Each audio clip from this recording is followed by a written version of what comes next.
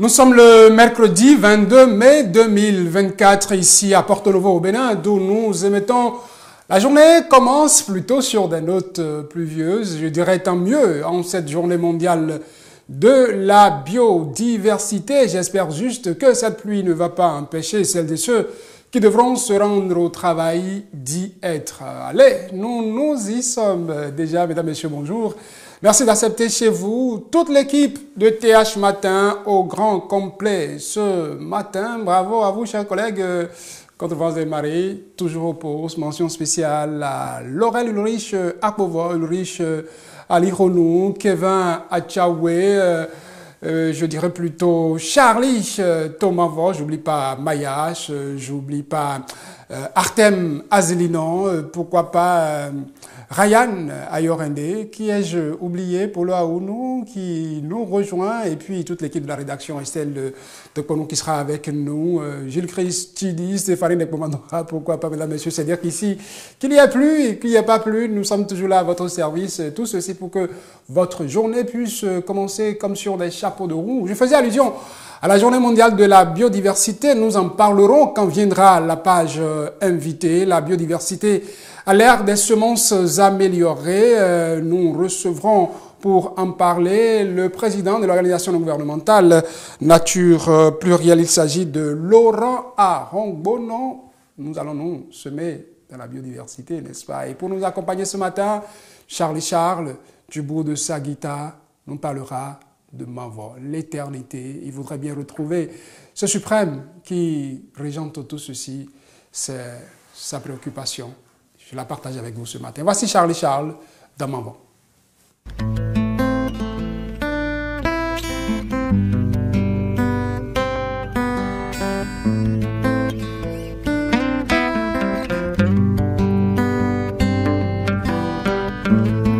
Etawani Mavo bede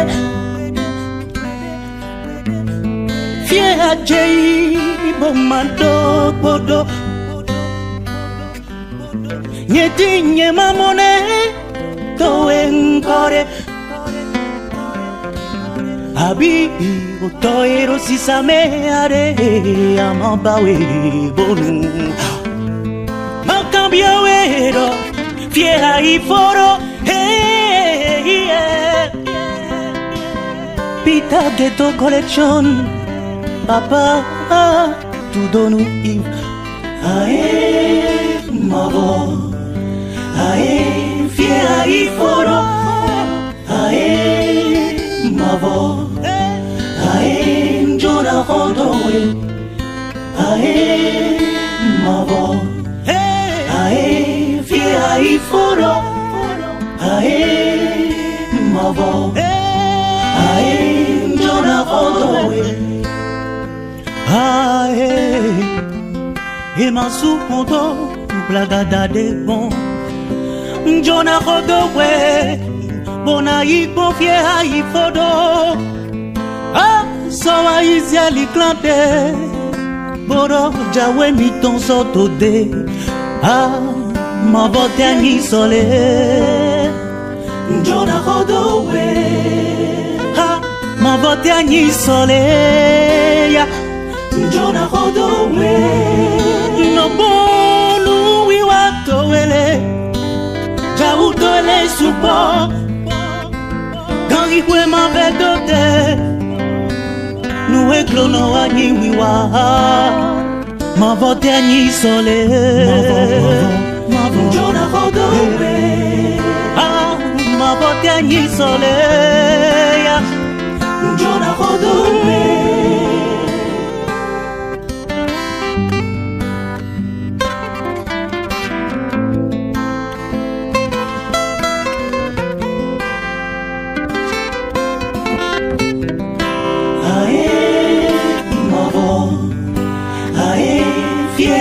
Foro, ae, mavo, ae, njona hondowe, ae, mavo, ae, fiera foro, ae, mavo, ae, njona hondowe.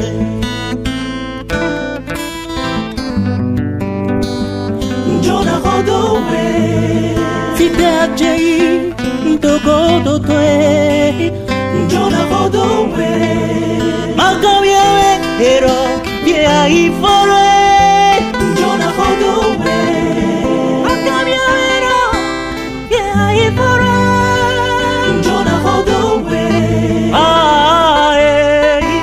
Mavo, Jonah Hodowe, Makawia Hero, Via Ifore.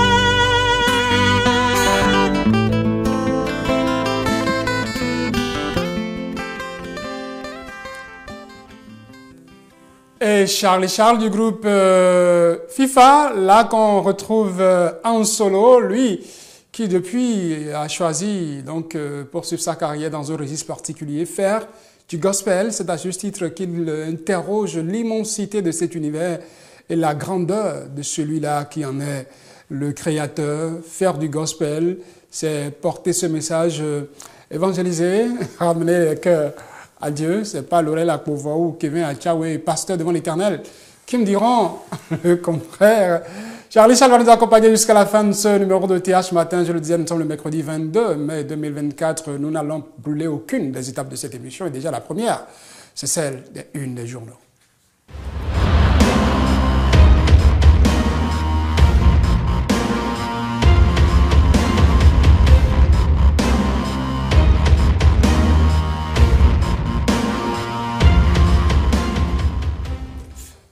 Ils sont quelques-uns à revenir sur la célébration de la fête identitaire Novicha, la fête célébrée le week-end dernier et qui a connu au plus haut niveau la présence du président de l'Assemblée nationale du Bénin, Louis Gbérounou-Vlavonou, qui était à Grand Popo. Le journal Le Matin, ce matin, titre 103e édition de Novicha, Louis Vlavonou aux côtés des communautés Hula et Huida à Grand Popo. Le leader du jour, en bas de une, propose en photo le président de l'Assemblée nationale aux côtés de son épouse avec l'évêque de Lokossa, Monseigneur Kofi Roger Anoumou, les saluant avec en titre 103e édition de Novicha à Grand Popo, le président de l'Assemblée nationale Louis Gbérounou-Vlavonou au rendez-vous de la fraternité et de l'unité avec les Hula et Huela. Nous passons à la une de l'événement précis qui nous parle des députés qui étaient entre-temps au niveau de la GDIZ, de la Glodjigbe Industrial Zone, que titre ce journal. Visite à la GDIZ satisfait, les députés formulent des recommandations au gouvernement. Des nouvelles de notre député. Il s'agit des questions adressées au gouvernement à la une de Le Pays émergent ce matin.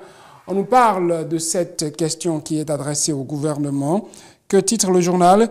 Embargo de la douane sur les magasins de stockage de certains produits agricoles au Bénin. L'honorable Raouf Sariki prend la défense des producteurs de cajou et de soja et interpelle le gouvernement. L'élu La Démocrate de la 8e circonscription électorale veut savoir le sort réservé aux produits saisis par la douane. Nous allons cette fois-ci quitter le Parlement, vous le savez.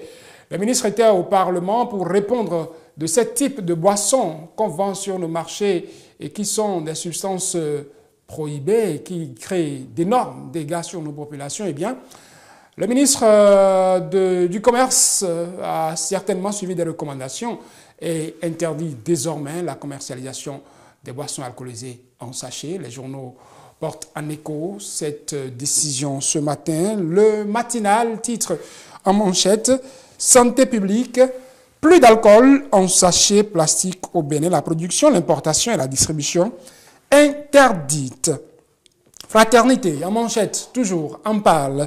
Interdiction de vente d'alcool en sachet plastique au Bénin. Dégrincement de dents, attention au trafic clandestin. Docteur Loja Kakpo, médecin généraliste, Dixit, où ses propos sont rapportés.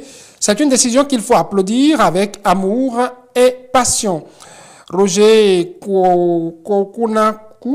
Kunaku, sociologue, lui dit plutôt que des gens ont stocké ces produits en quantité énorme. Et tout ça, attends les buveurs.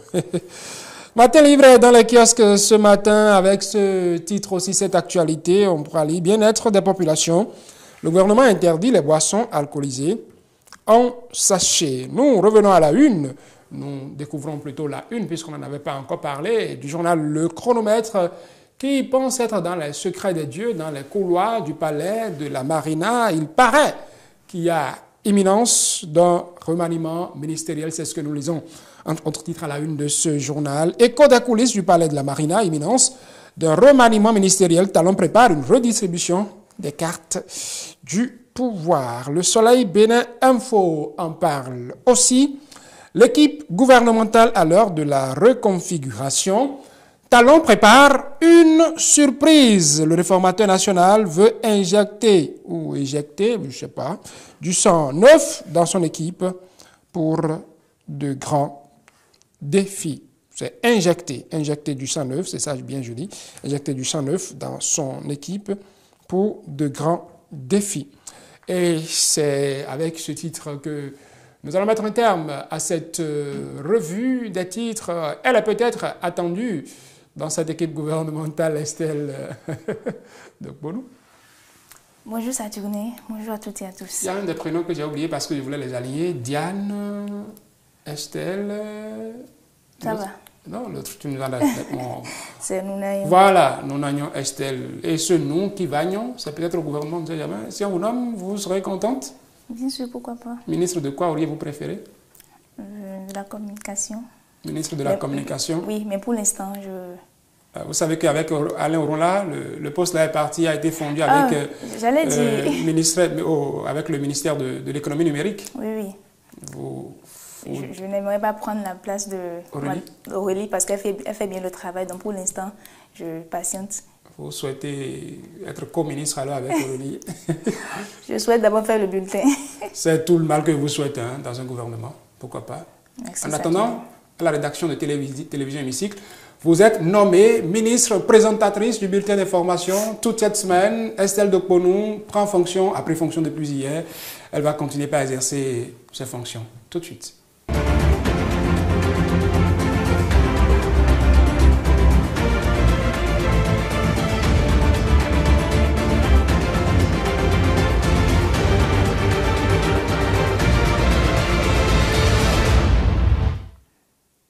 À nouveau, bonjour et bienvenue à ce bulletin d'information. La 103e édition de Novicha s'est tenue ce dimanche à Grand Popo. Les filles, fils et même les sympathisants Kula et Hueda se sont réunis pour un moment empreint de fraternité et de convivialité.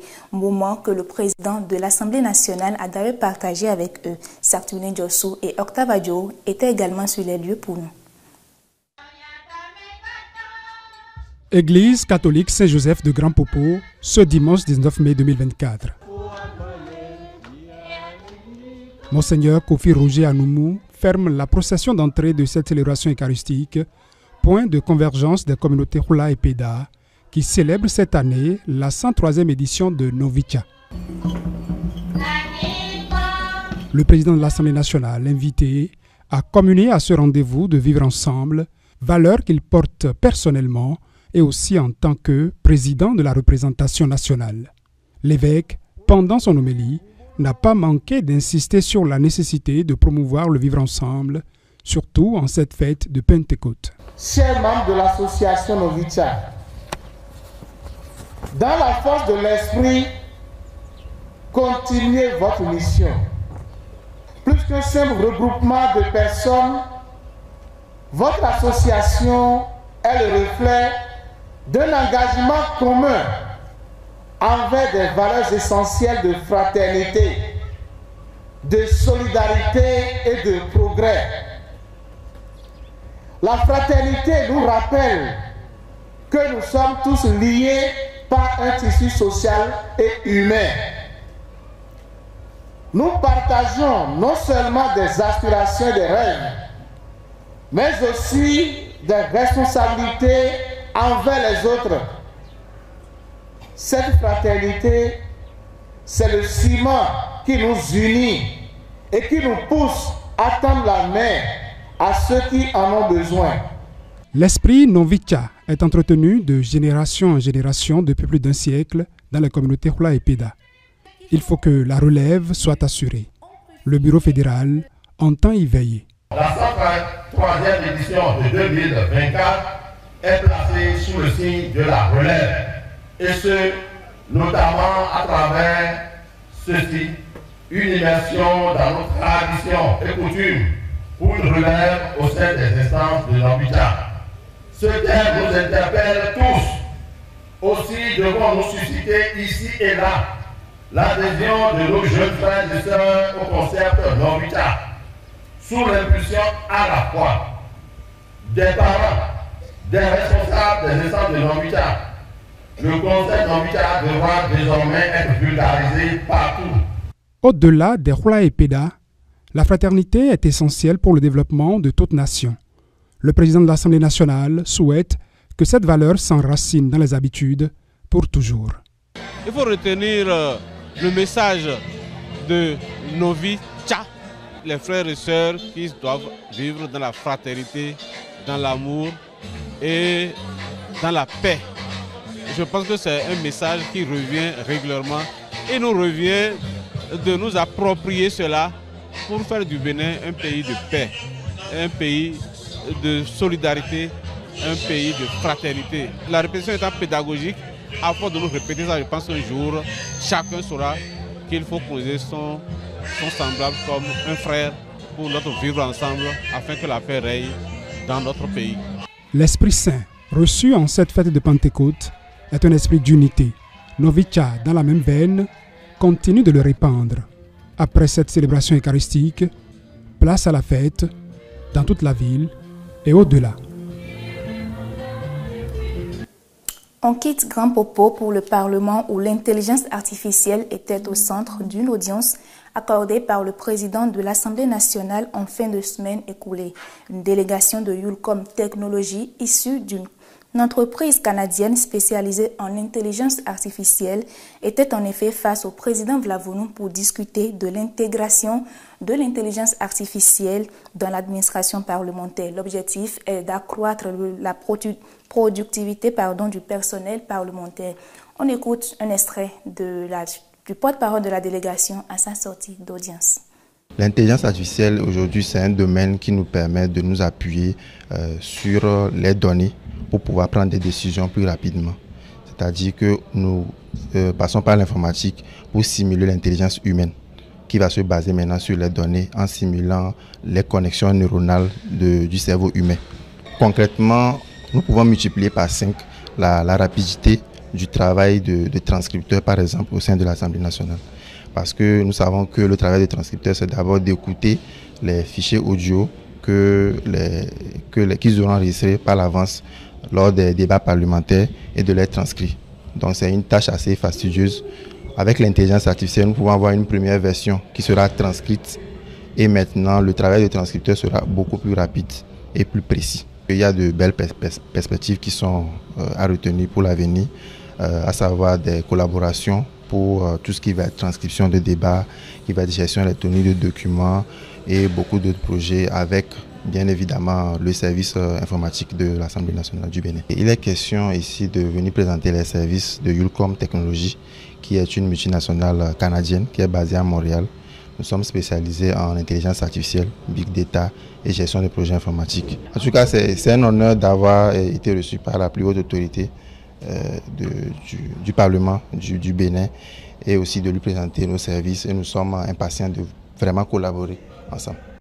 On passe d'un parlement à un autre. Chaque année, des millions de tonnes d'emballages plastiques sont produits dans le monde et une grande partie de ceux-ci finissent dans les décharges, les cours d'eau et même dans les océans. Alors que ceux-ci contribuent au changement climatique, les eurodéputés ont pris des mesures pour réduire progressivement leur impact néfaste sur la planète. C'était au cours d'une séance plénière tenue il y a quelques jours au Parlement européen. Plus de précisions avec Stéphanie Dekwemadora.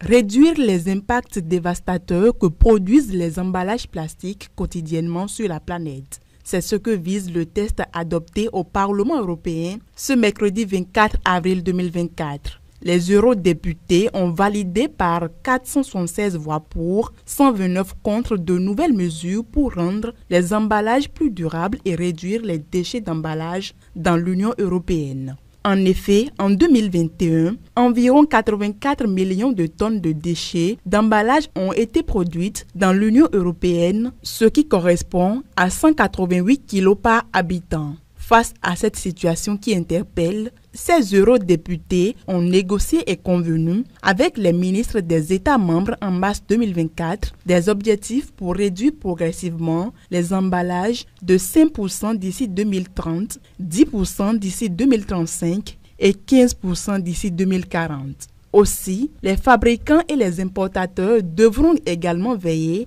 à ce que le poids et le volume des emballages soient réduits au minimum. En réalité, les implications de cette loi sont vastes et variées. Selon l'accord, certains formats d'emballage en plastique à usage unique, comme les emballages pour les fruits et légumes frais, non transformés, les emballages pour les aliments et les boissons remplies, seront interdits à partir du 1er janvier 2030. Désormais, les entreprises devront innover et investir dans des technologies respectueuses de l'environnement. Pour la première fois dans une législation environnementale, l'Union européenne fixe des objectifs de réduction des emballages, quel que soit le matériau utilisé. Nous appelons maintenant tous les secteurs industriels, les pays de l'Union européenne et les consommateurs à jouer leur rôle dans la lutte contre l'excès d'emballage, a commenté l'eurodéputé belge Frédéric Ries, rapporteur du dossier. En adoptant cette réglementation, le Parlement européen répond aux attentes des citoyens exprimées dans les conférences sur l'avenir de l'Europe, à savoir construire une économie circulaire, éviter les déchets, éliminer progressivement les emballages non durables et lutter contre l'utilisation d'emballages plastiques à usage unique. Ce sera tout pour ce bulletin d'information. Merci de nous avoir suivis. À demain. Merci à vous, Estelle Dokponou. Nous sommes mercredi aujourd'hui. Nous resterons à l'écoute des conclusions du Conseil des ministres. Tout à fait. Peut-être que votre nom sortirait parmi les mesures, quand on parlera des mesures individuelles. Estelle Dokponou, nommée ministre ou co-ministre, parce qu'elle dit qu'elle ne souhaite pas que Dame Zoumara Adam Solé soit éjectée avant qu'elle soit là. Les femmes, elles se soutiennent d'une manière ou d'une autre. Merci à vous. Je vous souhaite une excellente journée. Merci à vous aussi. Nous parlerons biodiversité, avais-je annoncé, quand viendra la page invitée. Il est déjà dans nos locaux. Notre invité de ce jour, d'aujourd'hui, il s'agit du président de l'ONG Nature Plurielle. Avant de le retrouver, nous le retrouvons pour la transition Charles m'envoie.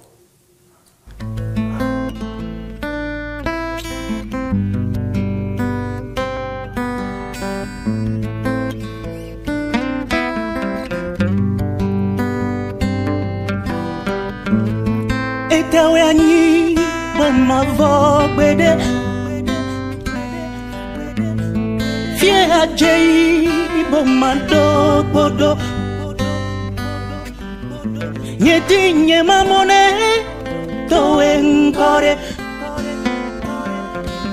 Abi utoiro sisame are amabawe bonu Makambia wero Fie aiforo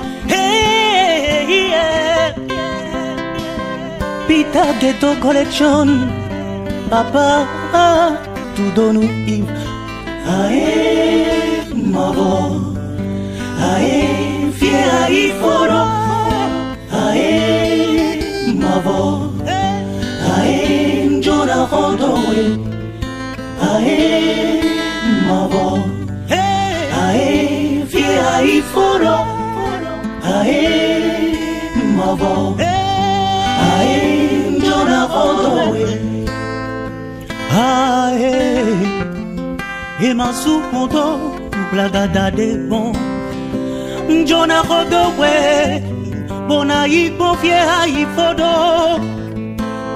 Sawa iziali klante Boro jawe miton soto de Ma vote ani sole Njona hodowe Ma vote ani sole Njona hodowe No bonu wiwatowele Jautole supo Gangi kwe ma vedote Nu we klono wa ni wiwa ma vote ni sole Njona Rodowe ah ma vote ni sole ya Njona Rodowe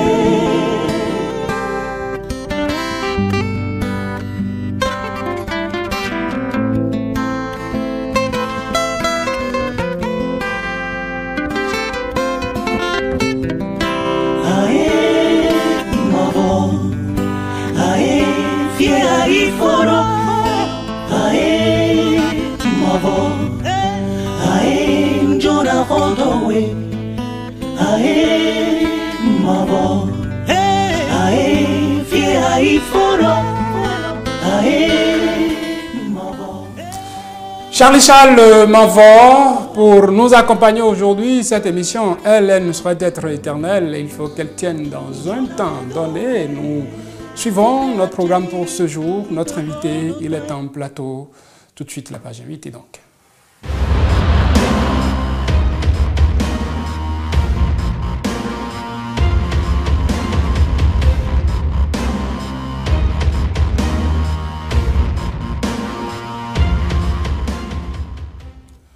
On célèbre ce 22 mai la journée mondiale de la biodiversité.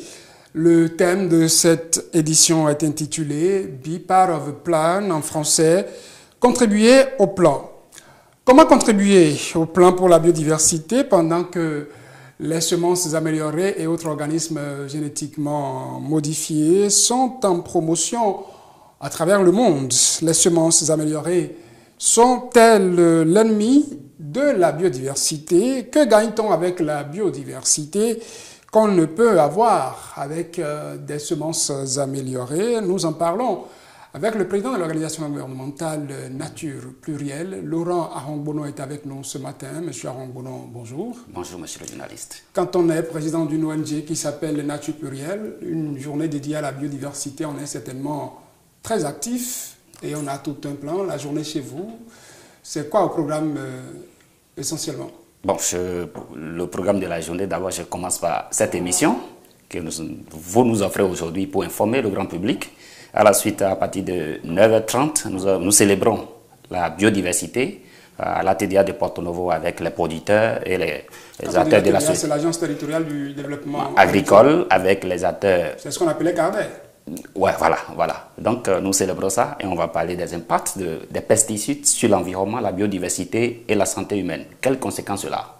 Dites-nous, voilà. Quand on parle de biodiversité, qu'est-ce qu'on peut entendre? Voilà, bon, on va utiliser d'abord une petite définition de la biodiversité. C'est la diversité de toutes les formes de vie sur la Terre, y compris les écosystèmes, les espèces et autres. Donc, ce que les gens peuvent comprendre, c'est nous, hommes, nous faisons partie intégrante de la biodiversité. Parce que la biodiversité, on parle de bio, c'est la vie. La diversité, c'est multitype d'espèces. Voilà.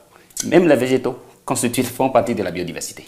Quand on parle de biodiversité, est-ce que la biodiversité est forcément opposée à tout ce qui est amélioration de semences, à ce qui est organismes génétiquement modifiés, les OGM? Voilà, je vais faire d'abord une petite différence entre les espèces améliorées et les OGM.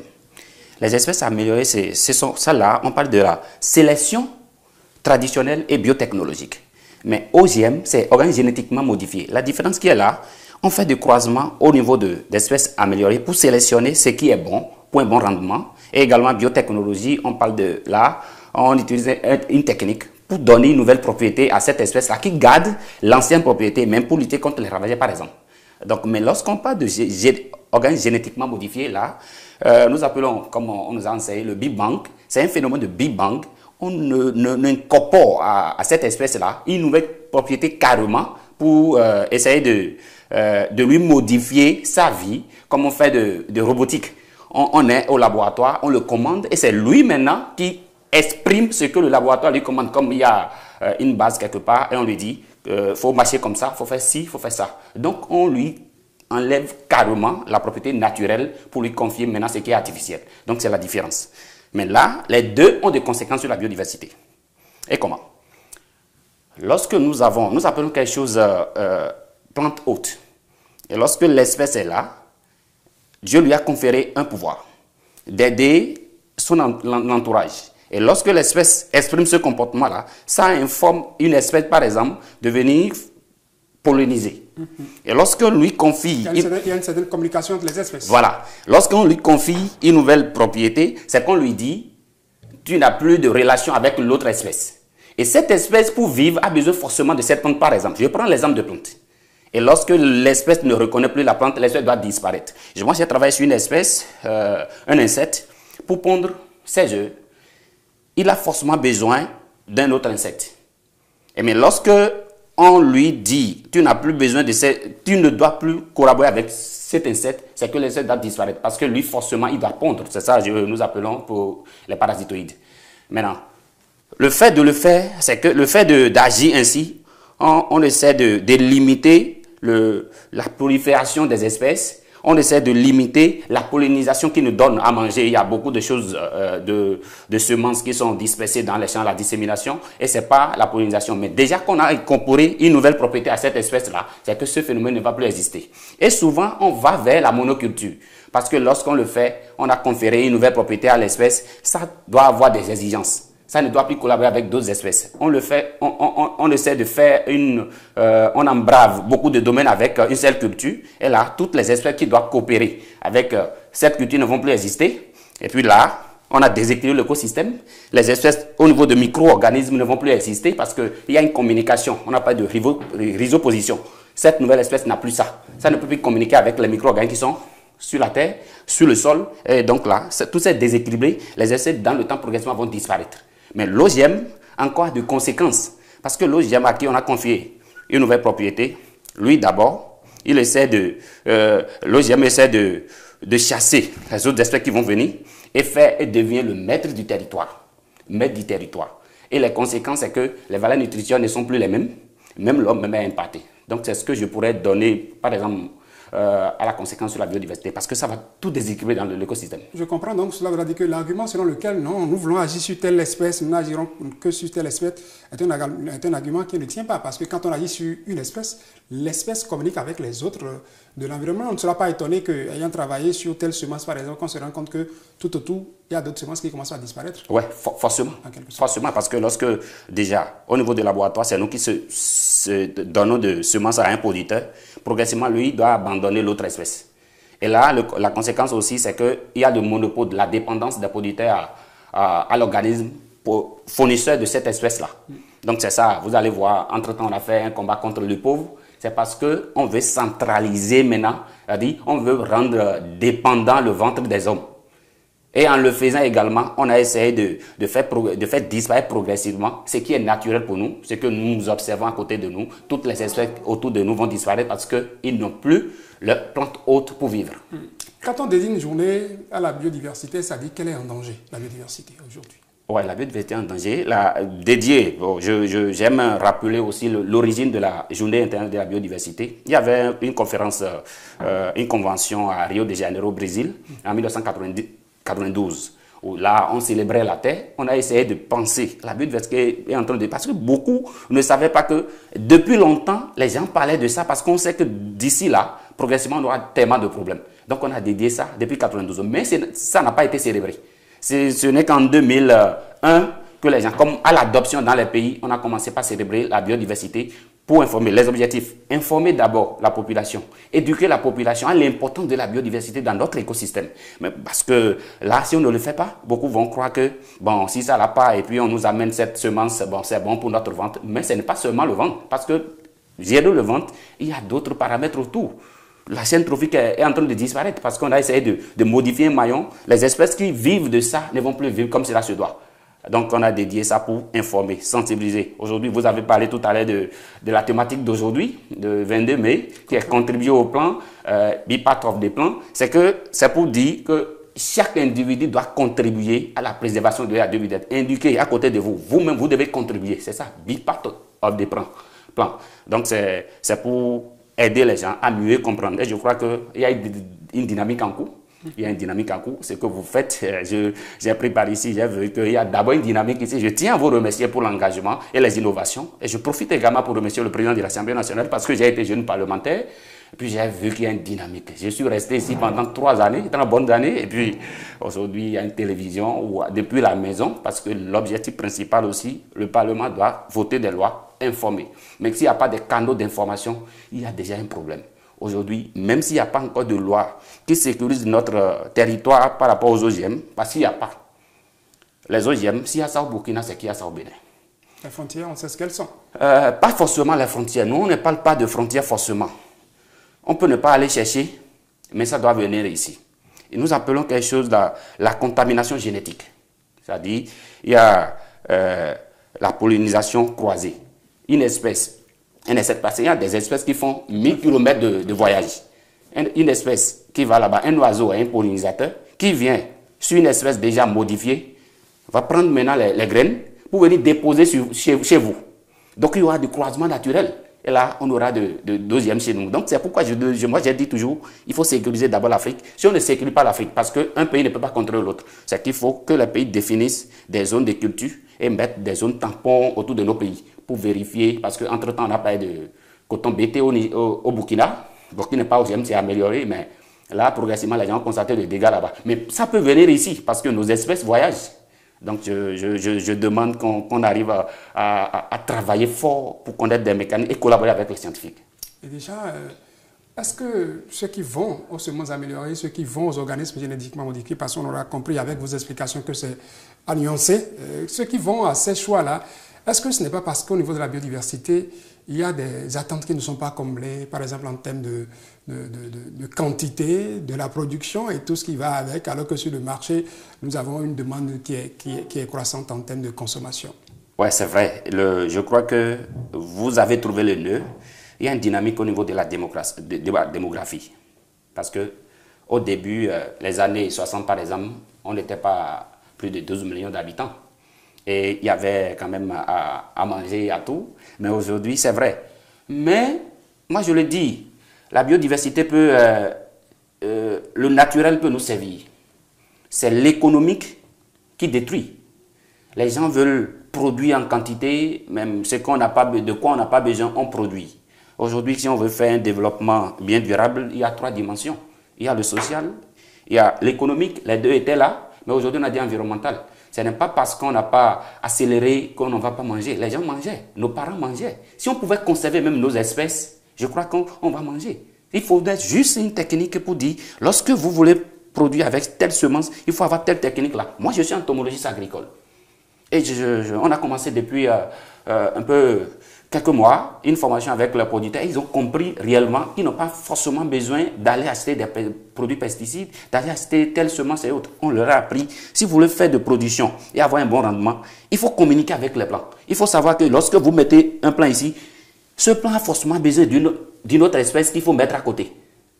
Parce que Dieu qui a créé, je donne souvent un exemple, Dieu qui a créé le chat, c'est que le chat a besoin de la souris.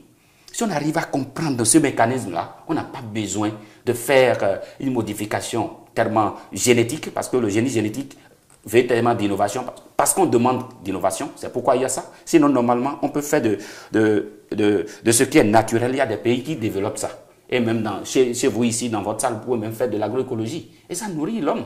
Parce que tout le monde ne travaille pas. Si tout le monde doit rester debout et penser que le bâtiment est juste pour dormir et on ne peut pas faire de l'agriculture à la maison, vous allez voir que d'autres vont produire en quantité. Parce que les gens ont besoin de ça en quantité. Et ça quitte très loin pour venir ici. Donc c'est pourquoi on développe des techniques, sinon on n'a pas besoin forcément de ça. Et donc je profite pour demander aux gens de commencer par faire même un petit jardin à la maison et de commencer par consommer ce qui est aussi local. Ça lutte contre les OGM et ça lutte contre la dégradation de la biodiversité. Parce que lorsque vous consommez ce qui est à l'interne, c'est que vous faites de telle sorte que tout ce qui est semence naturelle chez vous, c'est ça que vous produisez. Mais lorsque vous cherchez ce qui vient de l'extérieur, est-ce que les gens produisent là-bas? Parfois, ça coûte moins cher. Moins cher, mais on va faire... Ça vient de l'extérieur, ça coûte moins cher que ce que nous produisons ici. Pas forcément ça. On sait ce qu'il est. Non, pas forcément ça. Les produits bio, il paraît que sur le marché, ce n'est pas à la portée, en tout cas les prix, comparé à ce qui... Non, je ne dis pas forcément ça. Lorsque je vais à Ifaï, par exemple, je vais à Sakété, il y a des gens qui produisent de maïs là. Et c'est parfois le même prix ici. Mais on se dit, bon, est-ce que ce que tel a produit, est-ce que c'est la qualité? Parce que ce qu'on nous a francisé de telle sorte qu'on veut toujours ce qui vient de là-bas. Bon, pas francisé, mais occidentalisé. Occidentalisé, je dis francisé. On doit occidentaliser de telle sorte qu'on dit ce qui vient de là-bas, c'est ça qui est bon, parce que ça vient de là-bas, parce que ça vient d'un pays développé, parce que tout le monde veut aller là-bas. Donc c'est ce qui se passe en réalité. Sinon, ce n'est pas souvent cher. C'est parce qu'il n'y en a pas assez que quelques-uns qui ont ça mettent un peu de l'argent sur ça. Mais s'il y a une politique, on a ça, je crois que ce n'est pas cher parce qu'on ne va pas trop dépenser pour faire comme ce que ceux qui sont dans le conventionnel font. On ne peut pas dépenser parce qu'on a une technique de faire l'agroécologie et ça n'interpelle pas, ça n'appelle pas aux pesticides. Donc c'est ce que je pourrais dire. Nous sommes déjà à la fin de cet entretien, j'aurais aimé vous garder longtemps, mais c'est une question de temps. Un mot pour finir, Laurent Angoulon.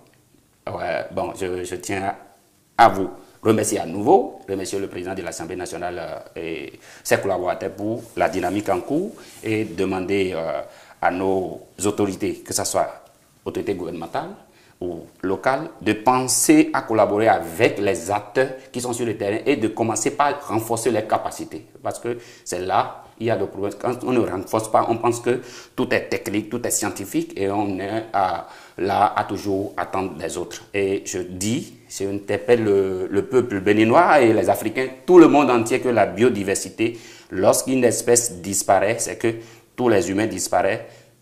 Albert Einstein dit, si l'abeille venait à disparaître, l'on n'aura que 4 ans pour vivre sur la Terre. Donc, si l'abeille disparaissait? Si l'abeille venait à disparaître, l'homme n'aura que 4 ans à vivre sur la Terre, alors que les abeilles disparaissent à cause des pesticides déjà. Ça veut dire que nous devons prendre conscience que si demain doit nous appartenir, nous devons avoir de bons comportements. C'est ce à quoi les abeilles contribuent en termes de pollinisation, comme ça. Comme vous en parlez. Laurent Angoulon, vous êtes le président de l'ONG Nature Plurielle. Merci d'avoir pris part ici. C'est moi. Je profite pour annoncer que vous êtes à retrouver très prochainement sur Parlementaire avec Latifou Boni. Vous avez déjà, tout est en train d'être mis en place pour que cette émission puisse être disponible. Merci encore pour votre disponibilité. Nous allons vous rappeler toutes les fois où nous ne penserons pas forcément à attendre une journée mondiale de la biodiversité pour aborder plusieurs sujets. Merci encore une fois à vous. On est disponible.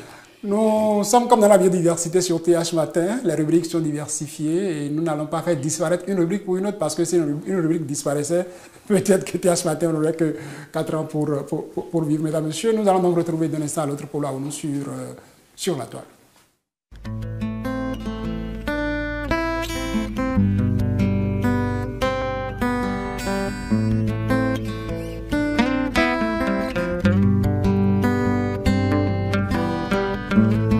Etaweni bomavogwede Fiajei bomadogodo Nyetinye mamone toenkore Abi otoero sisame are amabawe bonu Makambia wero Fiera y foro, hey, yeah. Pita Ghetto Collection, papa, tout donne Yves. Ae, mavo, ae, fiera y foro, ae, mavo, ae, njona hondowe, ae, mavo, ae. Ae foro, ae mavo, ae njona hondowe, ae emasu hondo blagada de bon, njona hondowe, bona ipo fie ae fodo, ah sawa izia li klante, boro jawe miton soto de, ah ma botani sole Njona hodowe ha ma botani sole ya Njona hodowe no bonu wi watowele jautole supo gangi kwe ma bedote nu eklono ani wiwa ma botani sole Njona hodowe ma botani soleya Njona hodowe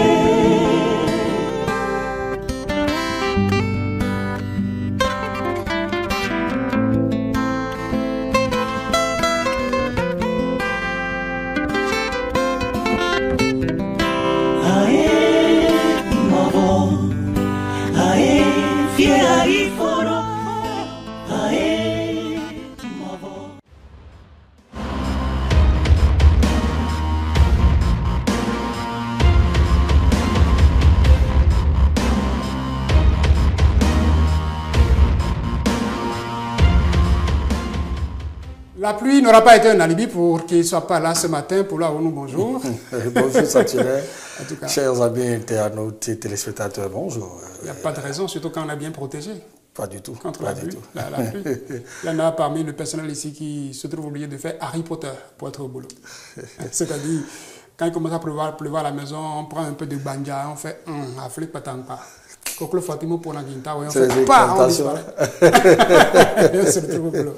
C'est Laurel qui a le secret de ça. Oui, il paraît. Il m'a bien fait une incantation ce matin. Pour être ici ce matin, alors. Peut-être après l'émission, vous allez me donner la recette. Pas de souci. En attendant, en tout cas, ce n'est pas des boissons alcoolisées en sachet qu'on prend. Ça ne fait pas partie de la composition de ça. Et il y a une bonne nouvelle, c'est que le gouvernement a décidé qu'on sauve, je dis bonne nouvelle, parce que le gouvernement a décidé qu'on sauve ceux-là contre leur propre volonté, parce que ce qu'on consomme en termes de boissons alcoolisées en sachet, c'est toxique comme on peut pas, on ne saurait le savoir. Depuis hier, vous ne pouvez pas imaginer la joie qui m'anime, parce que nous voyons tous les jours nos frères qui sont en train de virer dans le décor depuis des années, mais nous, on n'a pas le pouvoir de décision, mais désormais, c'est interdit. Je pense que c'est le premier sujet qu'on aura à dire sur la toile ce matin. On y va tout droit, voilà. Et désormais, au Bénin, il n'y aura plus de Azota. Ils sont nombreux, hein. Écoutez, Rico se pose sur des tombeaux, ou bien même la députée en bas la dernière fois, le président de l'Assemblée nationale a été étonné quand on a dit tombeau, il a dit tombeau. Et remercie le député pour l'information qu'il partageait. Le devoir, l'intention de stigmatiser une corporation, surtout nos amis, nos frères et médias. Je pense qu'ils sont désormais sauvés. Parce que la nuit, surtout quand vous allez vers Torpa, pour nous qui sommes à Cotonou, la nuit, quand vous allez à Torpa, vous voyez de jeunes gens assis sur le moto et ils prennent les trucs là en sachet. Ils prennent. Pour moi, c'est pratiquement de la drogue. Oui, parce qu'ils veulent résister, ils veulent pouvoir tenir. C'est vrai, il faut chercher de l'argent, mais il faut penser à soi. Quand vous faites tout ça, on meurt plutôt. Vous mourrez jeune.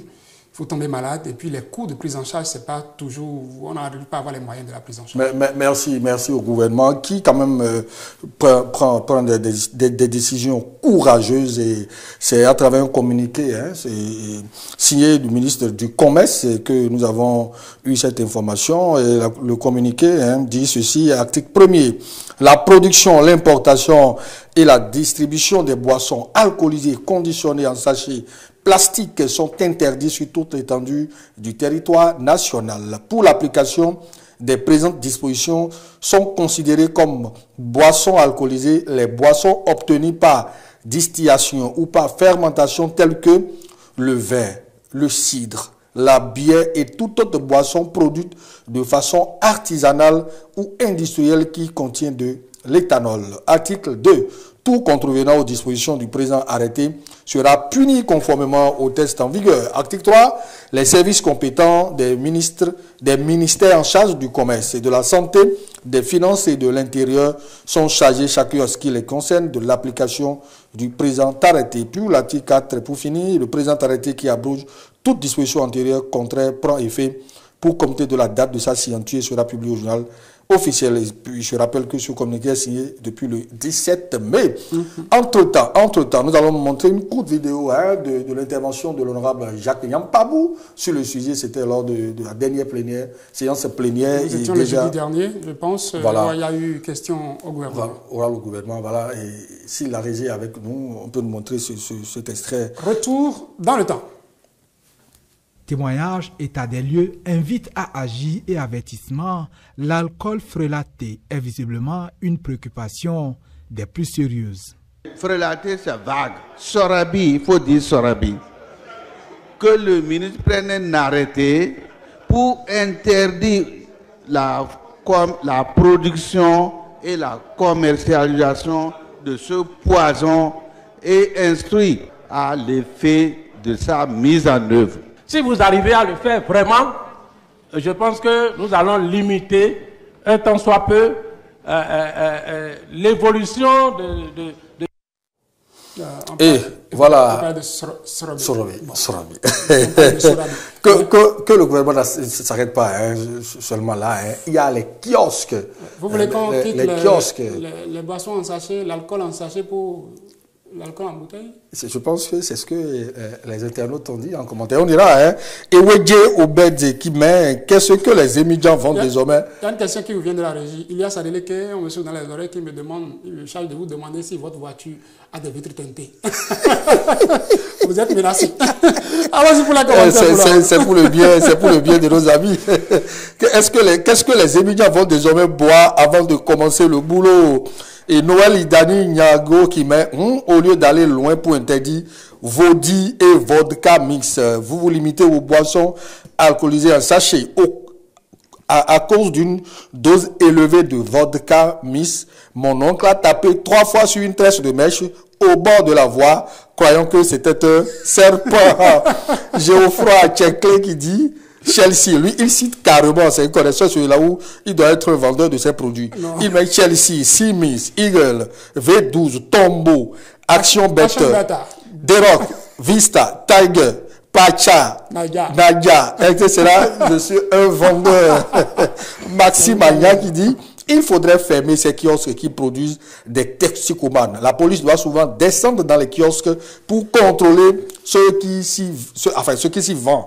Et puis, le CNHU est trop rempli de cas d'AVC, insuffisance rénale, faiblesse sexuelle, etc. Et puis, Gastino Adedodja qui met, je nous rappelle que les mêmes boissons sont vendues en bouteilles et bidons.